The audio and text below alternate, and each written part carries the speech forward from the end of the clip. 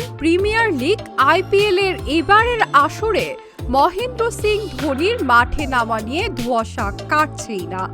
ইনজুরির কারণে এখনো কোনো ম্যাচ না খেলা ধোনিকে কি আদৌ দেখা যাবে? ভারতের অভিজ্ঞ স্পিনার রবিচন্দ্রন অশ্বিন মনে করেন ধোনির ফেরার সম্ভাবনা খুবই ক্ষীণ।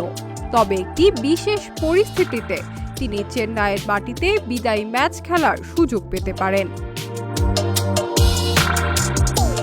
চেন্নাই যদি প্লে অফের দৌড়ে টিকে থাকে তবে ধোনির একাদশে ফেরার সম্ভাবনা নেই বললেই চলে, কারণ তার অন্তর্ভুক্তিতে দলের বর্তমান কম্বিনেশনে বড় পরিবর্তন আনতে পারে। চেন্নাই যদি তাদের পরবর্তী 3 ম্যাচের মধ্যে 2টিতে হেরে যায় তবে তারা প্লে অফের দৌড় থেকে ছিটকে যাবে। তখন ধোনিকে ঘরের মাঠে একটি বিদায়ী ম্যাচ খেলার সুযোগ দেওয়া যেতে পারে, অন্যথা মাঠে নামা হবে না ধোনির।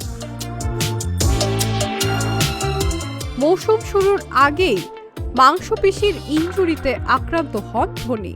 মার্চ মাস থেকে দলের সঙ্গে থাকলেও এবং নেটে ব্যাট অনুশীলন করলেও এখনো ম্যাচ ফিটনেস ফিরে পাননি তিনি। বর্তমানে 10 ম্যাচে 10 পয়েন্ট নিয়ে টেবিলের 6ষ্ঠ স্থানে আছে সিএসকে। প্লে অফে উঠতে হলে তাদের বাকি 4 ম্যাচের মধ্যে অন্তত 3টিতে জয় প্রয়োজন। 2025 সালে আইপিএলে ধোনি তার 14 ম্যাচে 196 রান করেছিলেন। 2026-এর মৌসুমেও তাকে ধরে রেখেছে চেন্নাই সুপার কিংস।